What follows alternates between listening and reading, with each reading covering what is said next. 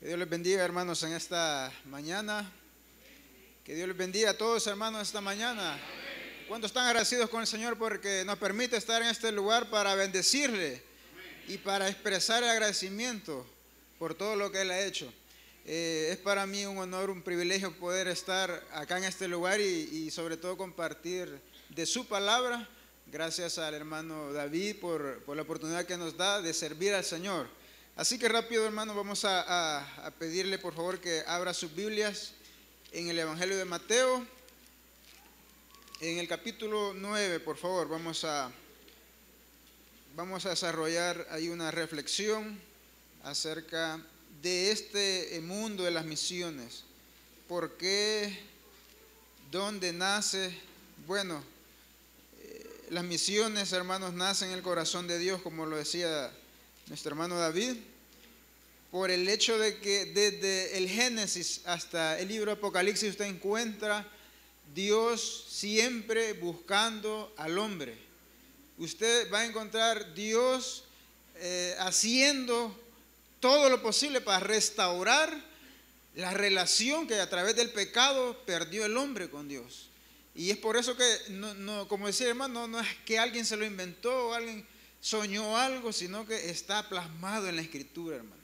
Y sobre todo, es bien importante que el Espíritu Santo nos ilumine acerca de este tema, pero también que Él nos dé el querer como el hacer, porque la información, el conocimiento es bueno, es buenísimo, pero el conocimiento sin acción no hay fe, es una fe muerta. Así que vamos a leer por favor el versículo 35 al 38, no sé si lo tienen todos. Vamos a leer entonces honrando al Padre, al Hijo y a su Espíritu Santo. Y dice cómo está la letra: recorría Jesús todas las ciudades y aldeas, enseñando en las sinagogas de ellos y predicando el evangelio del reino y sanando toda enfermedad y toda dolencia en el pueblo. Y al ver las multitudes, tuvo compasión de ellas, porque estaban desamparadas y dispersas, como ovejas que no tienen pastor. Entonces dijo a sus discípulos: a la verdad, la mies es mucha, mas los obreros pocos. Rogad pues al Señor de la mies que envíe obreros a su mies. Hagamos una oración corta, hermanos, por esta palabra. Buen Dios y Padre que estás en los cielos, Señor, te bendecimos, te adoramos en esta mañana. Padre Santo, te pedimos, Dios mío, que abras nuestro entendimiento, nuestro corazón, que tu Espíritu Santo hable a cada uno, Señor, según sea nuestra necesidad y conforme sean tus propósitos, Señor, para la cual la has enviado en esta mañana. Señor, bendícenos con esta palabra, Dios mío, y haz tu voluntad en cada corazón nuestro, Señor. En el nombre bendito de tu Hijo Jesús. Amén y amén. El ministerio terrenal de Jesús se ve plasmado en estos cortos versículos. Para tener una idea de qué es lo que Jesús hacía en la tierra, podemos ver atrás de este capítulo y vemos a Jesús sanando enfermos, dando vista a los ciegos, resucitando a una niña, sanando a una mujer de flujo de sangre. Ese es el contexto que se da en este capítulo. Y vemos que Jesús fue, como decíamos al principio, hermano, fue el primer misionero enviado. Porque el principio, hermano, del misionero, de cualquier, para entenderlo mejor, el principio del misionero es alguien que es enviado con una misión. Y Jesús fue enviado con una misión por el Padre. Y era que no existía en la tierra ni sacrificio ni obra humana que podía acercarnos a Dios. La ley fue probada, pero no tuvo eficiencia, porque el hombre no cambiaba su corazón. El hombre siempre decía cumplir, vivir de apariencia, pero su corazón, su vida, no había un cambio. Y por lo tanto, este privilegio o esta comisión que se le da a nuestro Señor era primeramente de ser el instrumento de sacrificio, el único sacrificio perfecto, para la redención del ser humano. No hay otro sacrificio más que el ser humano podamos hacer para acercarnos a Dios.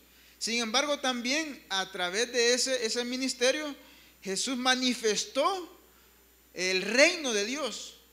Si usted lo ve en este libro de Mateo, en este evangelio, usted lo encuentra diciendo: el reino de Dios se ha acercado. Las buenas noticias han llegado. ¿Por qué eran buenas noticias? Porque el hombre sabía que estaba perdido.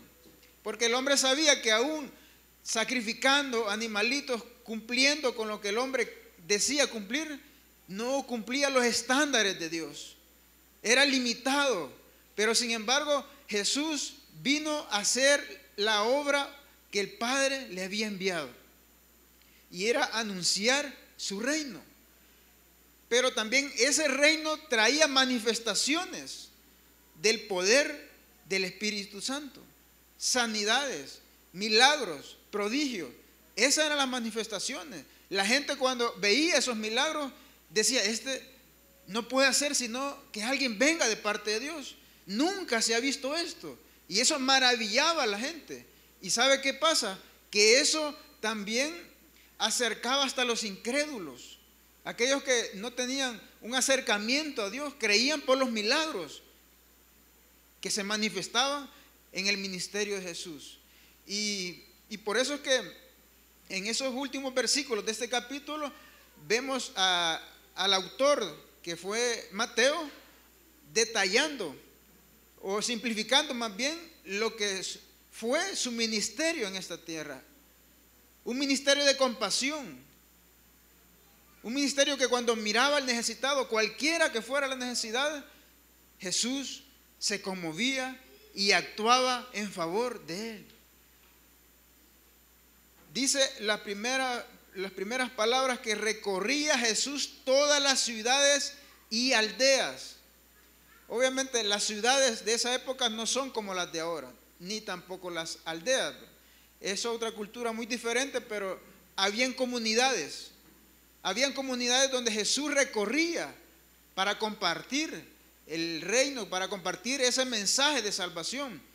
Y algo que a mí me gusta mucho, porque la Biblia, cuando uno la empieza a leer y la lee despacio, puede ir entendiendo muchas cosas.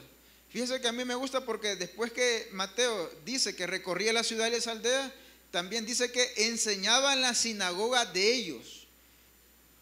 Y esto se refiere, hermano, a que lo primero que él buscó fue a su pueblo, a los judíos. En la sinagoga solo se reunía el pueblo judío, los que tenían la ley de Dios. Pero fueron los que más rechazaron a Jesús. Es un gran contraste, ¿verdad? Tenían el conocimiento del único Dios verdadero, pero no entendían que el Dios estaba ahí con ellos. No entendía que Emmanuel era Dios con nosotros. Emmanuel era Dios con nosotros. Y más adelante dice que siguiendo él, además de estar en las sinagogas, también predicaba el evangelio del reino. Y esto ya era una exposición a otras personas que no eran judías. Y en muchos casos observamos relatos donde personas que no conocían de Dios sí recibieron el mensaje, sí creyeron que Jesús era el Dios verdadero, el Dios encarnado, el único Hijo de Dios. Y también dice que sanando toda enfermedad y toda dolencia. Mire, una misión integral. Porque sabe que para Dios nosotros no solo somos espíritu, para Dios nosotros no somos solo el alma, sino que también Él se interesa por nuestra vida física, por nuestra vida material y por nuestra vida espiritual. No deja nada de lado. Por eso es que el evangelio de Jesucristo es completo. No necesitamos buscar más que el evangelio en la vida de una persona. Cualquiera sea la situación en la que podamos estar pasando, el evangelio cumple con todas las necesidades del ser humano. No hay nada más fuera del Evangelio que complete. Yo me recuerdo que en una ocasión estábamos en una campaña al aire libre en nuestra iglesia y llegó un niño de la calle, un indigente, y él se nos acercó porque oyó la bulla, oyó la música y se acercó, y muchos hermanos lo primero que hicieron fue acercársele, ¿verdad? Y decirle, acepta al Señor, ya lo aceptaste, no, oremos. Y el niño o el joven tenía como unos 12 años, 13, adolescentes, les dice, mire, pero yo tengo hambre, tengo 3 días de no comer. Y los hermanos le decían, sí, pero acepta al Señor, acepta al Señor. Pero mire, tengo hambre, le decía. Y todos se le acercaban, pero le dijeron, mira, llega el martes a la iglesia, ya te vamos a dar de comer. Y era un viernes, hermano. O sea que le iban a mantener en ayuno el resto de días al pobre niño. Y fíjese que en ese momento yo vi esa acción. Y yo dije, esto no concuerda con el evangelio que estamos predicando en la calle. Porque Jesús se apartaba a darle de comer a los que tenían hambre. Porque Jesús tomaba en cuenta a aquel que le gritaba, hijo de David, ten compasión de mí. Y él daba la vuelta. ¿Qué querés que haga? Que recobre la vista. Y sanaba al enfermo. No dejaba ninguna parte del ser humano de lado. Y ese ministerio de misericordia, no de lástima, hermanos, porque no podemos confundir, son dos cosas muy diferentes. La lástima es que usted vea en la calle un necesitado y dice, pobrecito, y se pasa de largo como aquellos fariseos, ¿verdad? Y no hace nada. Esa es una lástima. Pero la misericordia que demuestra el reino de Dios es aquel que nos mueve a una acción. Es aquella que dice, bueno, yo conozco un Dios de poder y Dios me ha bendecido a mí, yo le voy a dar un plato de comida a este hombre, o lo veo desnudo, le voy a dar ropa, o lo veo enfermo, lo voy a levantar. Porque esa es la fe que Dios ve, la acción que uno realiza. Jesús no obviaba nada de eso. Y lo encontramos siempre haciendo bienes a su pueblo y incluso a aquellas personas que no eran parte de su pueblo. Porque para Él no hay diferencia de personas. Para Él todos somos iguales delante de Dios. Y las misiones nacen de esa forma, del corazón de Dios, en la cosmovisión que Él tiene. Más adelante dice que Él, al ver las multitudes, tuvo compasión de ellos. Le dolió en su corazón ver que Israel iba sin nadie que lo guiara. Tal vez nosotros no hemos tenido la experiencia en nuestro país de ver las manadas de ovejas, podemos decir así. Pero no sé si usted en la calle, a mí me ha pasado que va unas veces en la calle y ve el ganado, las vacas, ¿verdad? Y que a veces el vaquero va con un chilillo pegándoles para que se vayan por el camino ahí, con un palo, con una punta, y las vacas agarran para donde ellas quieren.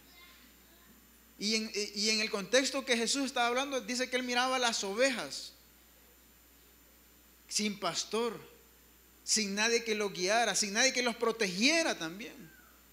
Y le dolió en su corazón. Y Jesús no solo estaba viendo ese pueblo, Jesús estaba viendo toda la humanidad en ese momento. En ese momento nos estaba viendo a nosotros. Cuando anduvimos descarriados, que vivíamos la vida como nos pegaba la gana. Hacíamos lo que queríamos. En lo particular, yo no nací en el Evangelio. Mi familia, toda mi familia es religiosa. Yo llegué a los pies del Señor por mi esposa. Ella me invitó, era mi novia. O sea que iba por ella. Pero Dios la utilizó para que yo me acercara a una congregación. Y empecé a escuchar la palabra, empecé a escuchar el mensaje. Y cuando nosotros tenemos esa experiencia con la Escritura, viene el Espíritu Santo y nos empieza a abrir los ojos, a sacarnos esas tinieblas, a sacarnos esas vendas y a ver la vida como Dios la ve. La cosmovisión de Jesús era esa. En el año 2018 va a haber una iglesia Manuel que yo voy a plantar. Y muchos de ellos anduvieron descarriados. Pero yo voy a hacer el milagro en cada una de esas vidas. Él pensaba en nosotros y ha pensado en toda la humanidad. Tenía esa cosmovisión y la sigue manteniendo. Porque si hay una necesidad que el hombre tiene que satisfacer, hermanos, es su vida espiritual. Las cosas materiales no llenan ese vacío. El dinero no lo llena. Solo decía un predicador que en el corazón de nosotros hay un espacio, una forma que no lo llena nada y que solo cabe la forma de Dios en el corazón. Pero que cuando esa forma llega a nuestro corazón, lo llena todo y ya no cabe nada más ahí. Amén. Porque fuimos sacados de las tinieblas a su luz admirable. Jesús veía a las multitudes, veía a la humanidad que vivían perdidas, que no tenían una forma de escaparse de la condenación, y que Él era la única solución. Él es la única solución. Él es el único medio, no hay otro medio. No hay salvación fuera de Cristo. No hay, hermano. En Romanos 10 dice bien sencillo una frase, un párrafo, que el que invoque el nombre del Señor será salvo.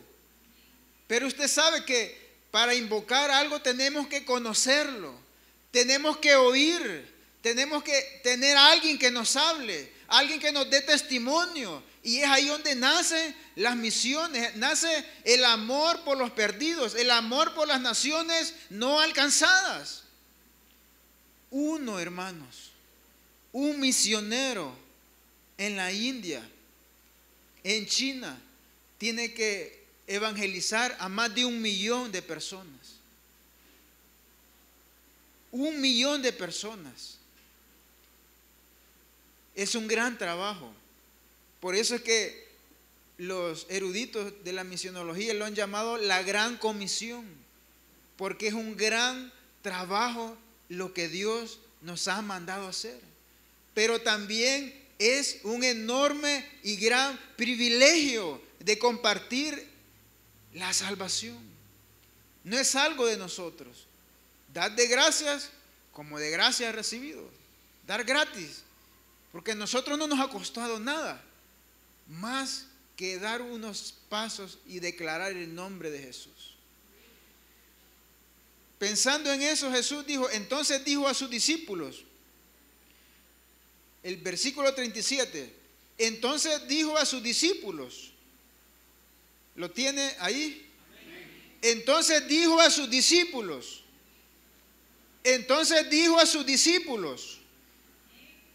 sus discípulos son aquellos que siguen a Cristo. Los discípulos son todos aquellos en el mundo que le han entregado su corazón. Los discípulos son aquellos que al invocar el nombre de Jesús fueron llenos del Espíritu Santo. Los discípulos son aquellos que tratan de vivir a la forma de agradar a Dios cada día de su vida. Por eso Él dijo, entonces dijo a sus discípulos. ¿Cuántos discípulos del Señor hay aquí en este lugar? ¿Cuántos están luchando por agradar a Dios? Cada día, hermanos, nosotros somos seguidores de Cristo. ¿Se recuerda cuando Jesús estaba a la puerta de la crucifixión y llegaron y vieron a Pedro, y le dijeron, tú eres uno de ellos, hablas como él, tú andabas con él, tú lo seguías? Y él los negó 3 veces. Pero había un testimonio, la gente lo observaba cómo hablaban, observaban cómo caminaban, observaban qué hacían los discípulos de Jesús. Y por eso es que cuando llegan ahí en el capítulo 13, si no me equivoco, en el libro de los Hechos, los llamaron discípulos por primera vez, cristianos. Esa fue la primera vez que se utilizó el título de cristianos, porque vivían como Cristo. Entonces dijo a sus discípulos: a la verdad la mies es mucha, mas los obreros son flojos. Los obreros son pocos. Es que en mi Biblia, la luz creo que no me deja.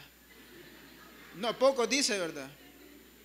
Y sabe, hermanos, que hay una estadística que se utiliza en las iglesias. La mayoría de pastores podrán constatar eso. Y que del 100% de la membresía de la iglesia, solo el 20% sirve al Señor. Solo el 20% de esos seguidores de Jesús sirve al Señor. Y los otros 80%. Eso es un estándar en la iglesia, sea pequeña, sea grande el número. Solo el 20%. Pero yo creo que en esta iglesia, Emmanuel, no es esa la estadística. Y yo creo que tampoco Dios quiere que eso sea. Amén. Y les dijo a sus discípulos,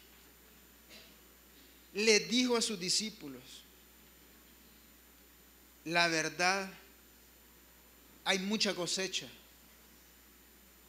Los campos ya están listos, pero necesitamos siervos y siervas dispuestas, con carga por los perdidos, comprometidos con la obra de Dios, comprometidos con salir de su comodidad. Roguemos por esos obreros, les digo. Roguemos por esos obreros, porque son especiales y son pocos.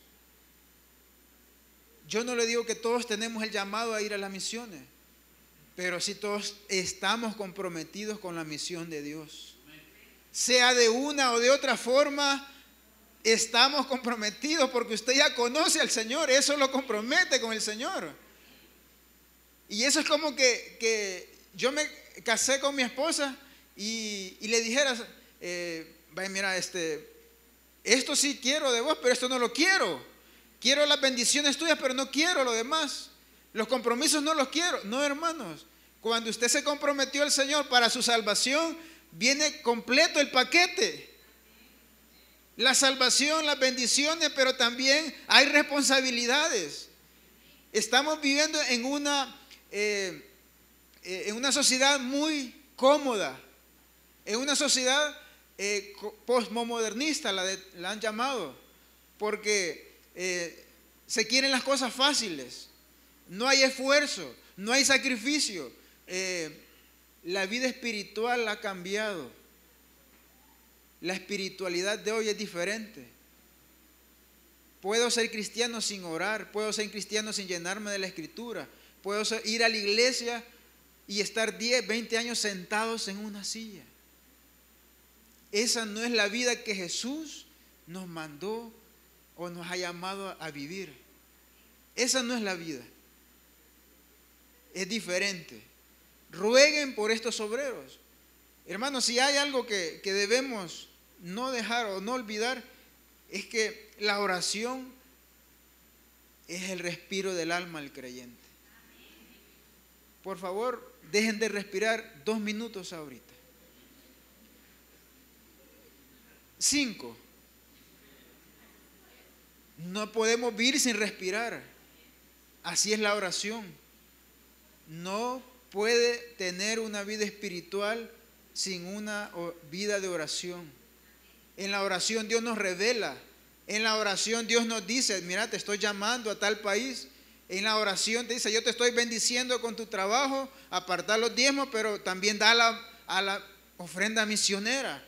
Comprometete, hacer más. En la oración es el Espíritu Santo redarguyéndolo, guiándonos conforme a esta escritura.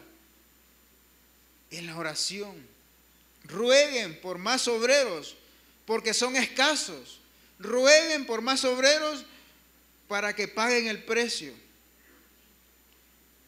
Rogad pues al Señor de la mies que envíe obreros a su mies. Es especial, es un privilegio, porque quizás nunca nadie de los que estamos aquí, nadie se imaginó o se imagina lo que Dios puede hacer a través de nosotros. Cuando yo les decía que mi familia es religiosa, es porque yo cumplí con todos los requisitos de la religión. Y yo conocía y iba a las congregaciones, a los templos, y siempre había una figura donde uno se acercaba y creía que eso lo estaba escuchando, que había algo ahí que nos acercaba. Pero esa era más que una convicción, era una tradición, algo que los enseñan que lo hagamos sin entender las cosas. Pero yo iba al templo y lo hacía con una gran devoción. Lo hacía a mi forma, pero hacía algo. Pero ahora yo entiendo que todas esas cualidades o esas características que uno tuvo o que hacía de una forma equivocada en la ignorancia, nos sirven ahora para el reino de Dios. Porque Dios anda buscando gente valiente. Hermanos, porque no es fácil dejar su trabajo, no es fácil dejar la comodidad, la buena alimentación o los disfrutes de esta vida por hacer la obra de Dios. Pero si algo les podemos manifestar por testimonio, es que cuando uno da un paso de fe, Dios da otro más grande. Y si Él nos llama a hacer una acción, Él nos va a dar las herramientas necesarias, los recursos necesarios, pero sobre todo el Espíritu Santo que nos va a consolar, fortalecer y ayudar para esa gran obra. No estamos solos. No estamos solos. El Espíritu Santo está en usted. El Espíritu Santo mora en usted. Y Él le va a dar la fuerza, la capacidad, la sabiduría y le va a revelar ese don, ese talento que quizás muchos no hemos descubierto. Quiero compartir una información de unos datos reales, actuales, de las necesidades que hoy existen en el mundo y sobre todo en esos lugares donde no hay un testimonio cristiano. Hace un tiempo yo hablaba con un compañero de la universidad y él iba para Albania. En Albania 98% son musulmanes, solo el 0.2% son cristianos. Pero cristianos, usted sabe que ahí todo, católicos, todo lo que quepa ahí, ¿verdad? Pero cristianos protestantes evangélicos, 0.0%. El hermano habló por internet tratando de mejorar su inglés y curiosamente se encontró con un joven albanés, 18 años. En los 18 años de vida de ese albanés, nunca había tenido un amigo cristiano. Nunca había conocido qué creen los cristianos y mucho menos había oído el nombre de Jesús. Cuando este hermano tuvo esa conversación, porque él venía de un viaje misionero, venía a su descanso, pero cuando él tuvo esa conversación, se desgarró, se derramó su corazón y estaba seguro que Dios lo estaba llamando para Albania. Y ahora tiene 5 años de estar allá con su familia y Dios lo está usando grandemente con los niños, las nuevas generaciones. Y Dios ha abierto puertas, pero lo que les quiero contar, hermanos, es que debemos de tener un corazón y un oído fino a escuchar a Dios, porque Dios habla de muchas formas. Y en ocasiones nosotros tenemos un prejuicio y decimos, no, yo no puedo, yo no sirvo, yo solo puedo hacer esto, y nos consideramos que no somos útiles a Dios. Pero del momento que Dios nos ha llamado es porque algo nos ha mandado a hacer a esta tierra. Y yo lo reto en el nombre del Señor Jesús, que no se vaya de esta tierra hasta que lo descubra y que lo cumpla. Amén. Ahí están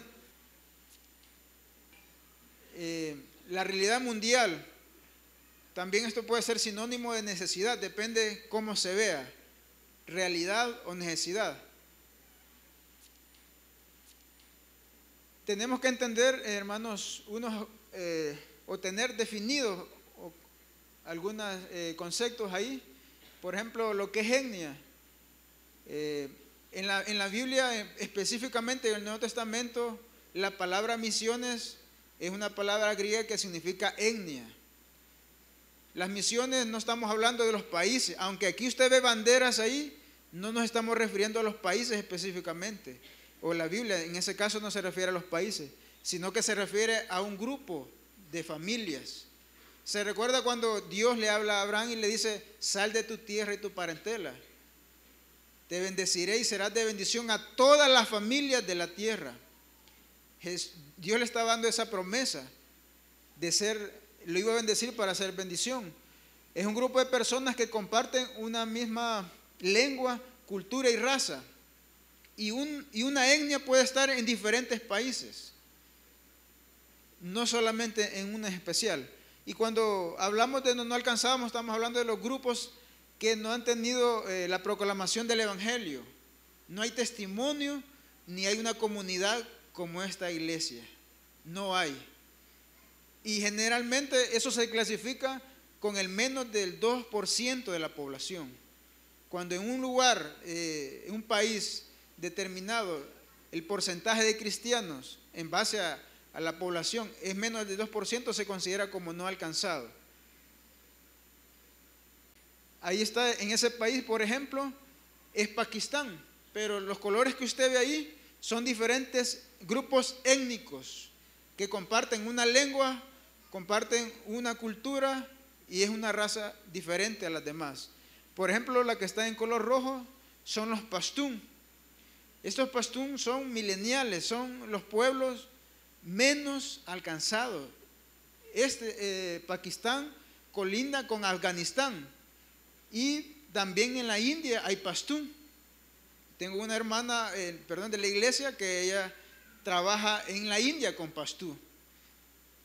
Ese es el principio del grupo étnico, de los grupos de familia. Y ahí está, por ejemplo, para tener una idea de los grupos étnicos que menos o no alcanzados, está la India, China, Pakistán, Bangladesh y Nepal. Todos esos números que usted ve ahí, 2216, son grupos étnicos. En esos grupos étnicos varía, puede haber desde 500,000 hasta millones, 40 millones de un solo grupo. China, el de los países más poblados, China, India, más de 1.300 millones de personas. Y ahí tenemos un dato de la población mundial: 7.38 mil millones, o si usted lo quiere, billones de personas. Ahí estamos nosotros, somos parte de esa estadística, la población mundial. Pero no alcanzada se considera, ahí también los datos dependen de las organizaciones de estudio, cada quien tiene diferentes formas de investigación, pero aquí en esta información que compartimos hay 3.11 mil millones, casi la mitad, y eso equivale al 42% de la población. O sea, quiere decir que de 10 personas en el mundo, 4 no conocen el Evangelio. De 10 personas en el mundo, 4 mueren sin Cristo. Número grande, ¿verdad? Por eso es que se llama la Gran Comisión. No se le olvide eso, la Gran Comisión. Pero es una buena obra hacer el trabajo del Señor. Y en El Salvador tenemos ese dato ahí, más de 6 millones, la iglesia evangélica 2,5 millones. La iglesia ha crecido bastante. Para mí este lugar, hermanos, es bien especial, Santana, Occidente en general, porque si usted no sabe, aquí fue la puerta abierta para el Evangelio en nuestro país, más de 120 o 130 años aproximadamente. Nosotros tenemos un gran privilegio que nuestros antepasados no tuvieron. Y aquí en este lugar, en esta zona, Dios permitió que el Evangelio, la luz del Señor viniera. Ahora nosotros, que somos más de 2 millones, tenemos que evangelizar por lo menos a uno para poder ganar, 1,5, para poder ganar nuestro país. Con eso también le quiero decir que aunque usted y yo hablemos, no quiere decir que toda la gente se va a convertir, pero nuestra responsabilidad es compartir ese mensaje. Pero en China, fíjense que miren, 1.300 millones y la iglesia 100.000. La mayoría de la iglesia es clandestina o que no es controlada por el gobierno, ¿verdad? Porque las iglesias que son controladas por el gobierno no pueden predicar lo que ellos quieren. El gobierno les dice qué predican y qué no predican, ¿verdad? Pero es una de las iglesias más grandes, aunque clandestinamente, pero para que vea ahí, ellos tienen que evangelizar cada persona, 1 millón de compatriotas. Y el dato que les quiero compartir también es esa ventana 1040. Esa es una región que unos misioneros especialistas la catalogaron, la clasificaron por su zona geográfica. En esa zona están los 3 bloques más grandes de religión, que son el Islam, el budismo y el hinduismo. Si usted ve el rojo, 1.300 millones aproximadamente en la India, 80% hinduismo, ¿verdad? También está el budismo, que está en Asia, y todo lo verde que usted ahí es el Islam, todo lo verde. Se cree que hay entre 1.500 millones y 1.800 millones de musulmanes. Gente que ha escuchado a Jesús, pero no como lo dice la Biblia, ¿verdad? En esa región también, antes de explicarle eso, en esa región también está los lugares más pobres, que viven con menos de $1 al día. África, parte de África, India, donde existe mayor injusticia, la esclavitud de niños. En África se venden mucho los niños. Todo eso es real. Y no ha llegado el reino ahí. Por eso se da, porque el reino no ha llegado. Esa es una tabla que el 2018 ha sacado una organización que se llama Puertas Abiertas. En esa misma región, en la ventana 1040, existe en la mayoría, alrededor de 50 países donde existe mayor persecución y que va liderada por Corea del Norte. 50 países donde en la mayoría de ellos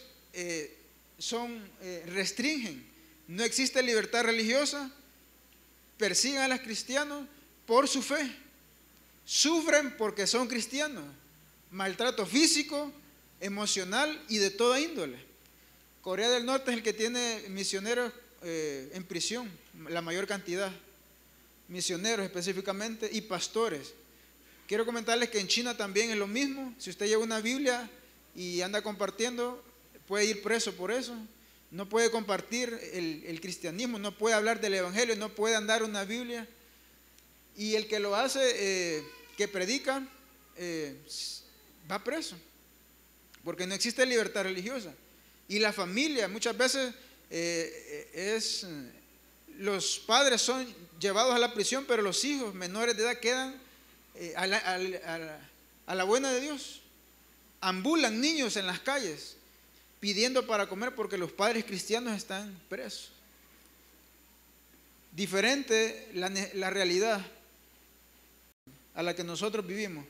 También un dato bien interesante, que yo creo que nadie está apartado de eso en las noticias. ¿Quién de nosotros no escucha acerca de los refugiados y de las migraciones? Y eso tiene un significado en el mover de Dios, porque cada minuto 24 personas son obligadas a desplazarse. En África existe el terrorismo, Boko Haram, en Nigeria específicamente, ISIS en gran parte de los países árabes. Todo eso hace que hay un movimiento de migraciones y salen de sus países dejándolo todo. Muchos de ellos también son cristianos, 65.3 millones de personas solo en el 2015. Ese fue el mover. Pero lo interesante de esto, que esto puede ser, para nosotros puede ser una mala noticia. Pero eso es lo bueno de Dios, que Dios cambia las cosas y Dios las ve de otra forma diferente. Las principales causas de las migraciones y de los refugiados son los conflictos. 60 millones se cree que se mueven. La pobreza y la exclusión y la persecución por su fe o por otro tipo de situaciones, la guerra. Estos son solo 3 países donde están huyendo las personas por su vida: Siria, Somalia y Afganistán. Esos son los países de origen, aunque hay muchos, solo para que tenga una idea. Pero lo interesante y lo especial que Dios está haciendo es que los países de destino donde están ellos siendo recibidos son países donde existe libertad religiosa. Y cristianos y la iglesia y OM y muchas organizaciones están atendiendo a estas personas que están sufriendo, que llegan queriendo conocer la paz, esa paz que no les da la religión, esa paz que no les da la cultura o diferentes situaciones. Por ejemplo, Alemania, Suecia y Reino Unido son los países donde más han recibido refugiados, y ahí han llegado o están trabajando. Por eso es que, hermanos, nosotros no sabemos de qué es lo que saca Dios de la manga, pero lo que sí sabemos es que Dios utiliza todas las situaciones para que su propósito se cumpla. Y eso se va a hacer, hermano, con nosotros o sin nosotros. Pero yo quiero ser parte de esa misión. Yo quiero ser parte de eso. Y yo no me veo otra cosa haciendo más que compartiendo lo que Dios ha hecho en mí. Y yo no quiero que mi familia, mis próximos, mis nietos, no conozcan que tuvieron un abuelo, un antepasado que no vivió de religión, sino que vivió por convicción. Quizás posiblemente usted tenga la misma experiencia que mí, que es el único cristiano. Pero hay que romper las cadenas. Hay que romper esas generaciones para que en adelante sean benditas las generaciones y conozcan a un Dios verdadero. Pero no solo nuestra familia, sino de todas las familias de la tierra. Pase el siguiente, hermano, por favor. Entonces, ¿cómo lo podemos ver esto? ¿Es necesidad o realidad? Jesús sigue viendo a la humanidad descarriada. No ha cambiado esa cosmovisión. Mateo 9:35. Él siempre tiene compasión de los perdidos. Y también esa compasión tiene que estar en nosotros. Ese amor por los perdidos. Porque antes éramos nosotros uno de esos perdidos. Antes éramos de ellos.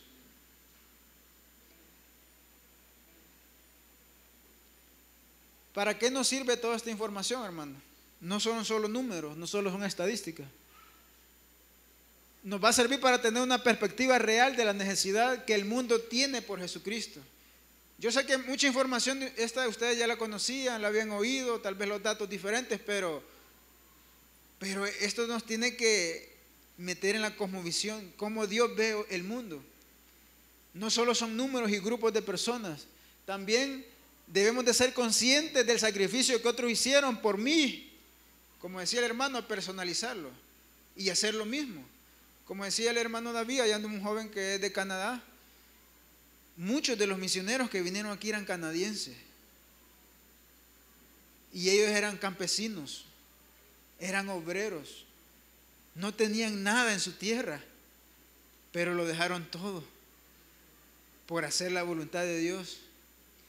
Y aquí cerca ustedes tienen un museo.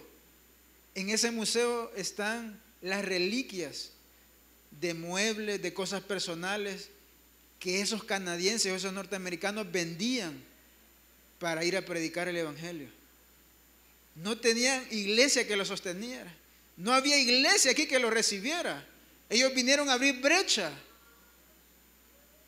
Hermano, debemos de ser agradecidos con esos hombres y ser conscientes, valorar el privilegio de conocer a Dios y sobre todo debemos de involucrarnos. Debemos de involucrarlos en algo, sea como sea, en algo. Póngase una meta, un propósito. No puede haber cristiano sin una meta espiritual, sin una meta de servicio. Tiene que haber una misión, y la misión es compartir el reino de Dios. Por eso existimos, por eso está esta iglesia, para dar testimonio a esta comunidad, para dar testimonio en Santana, para dar testimonio en El Salvador, para dar testimonio fuera de San Salvador, que hay una gran bendición en esta congregación, pero que esa bendición alcanza para otros. Voy a terminar poniendo un video que quiero que lo vean.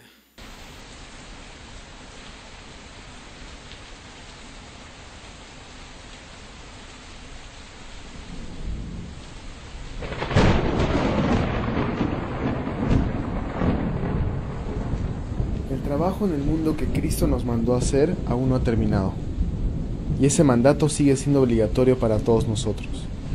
Es por eso que hablamos de grupos de personas no alcanzadas.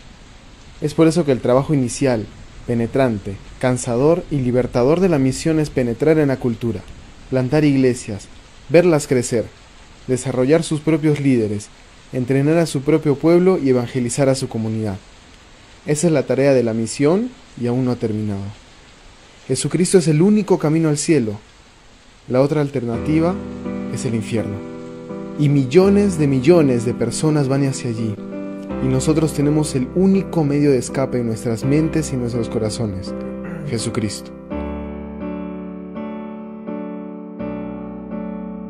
Por las calles de la ciudad veo pena, necesidad, buscan refugio, destrucción en el hogar, gente que sin esperanza está, fracaso. Es la gran urgencia,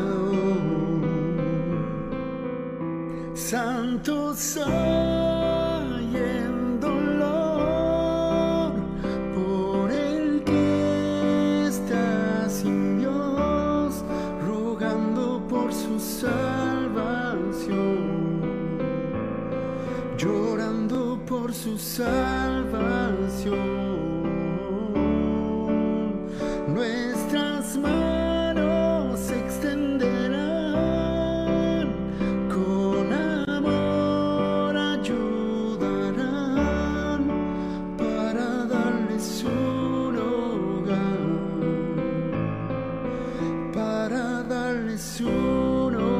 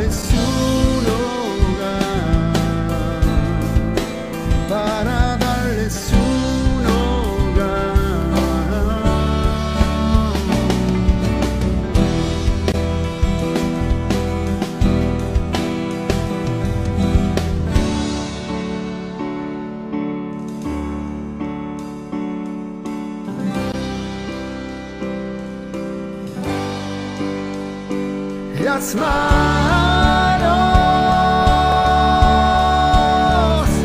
de salvación. Extiende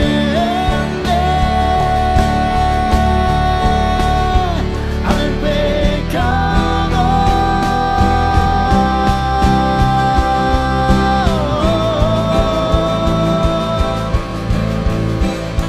Santos hay en dolor por el que está sin Dios. Así que mira cuánto cuesta. Hermanas y hermanos, esto no es una invitación a una vida fácil. Por 2000 años, miles y miles de misioneros, los innombrados, sin biografías escritas sobre ellos, tan solo personas anónimas de las cuales el mundo no es digno, han pagado ese precio poniendo sus vidas en peligro para alcanzar a los perdidos con el único mensaje de la salvación.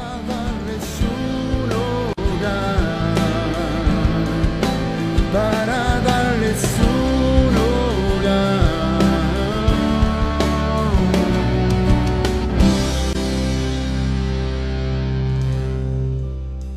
Nuestras manos se extenderán, con amor ayudarán para darles un hogar, para darles un hogar.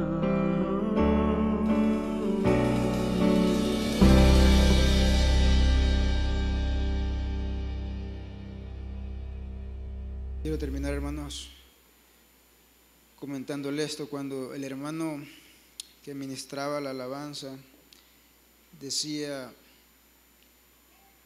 que Dios aquí había derramado tantas bendiciones, que habíamos recibido tanto en este lugar. Yo estaba atrás orando y oía la voz del Espíritu Santo decirme: sí, yo he hecho muchas cosas aquí, pero es tiempo de dar lo que hemos recibido. Demos, hermanos, lo que Dios nos ha dado. De eso demos. Les voy a pedir que inclinen su rostro.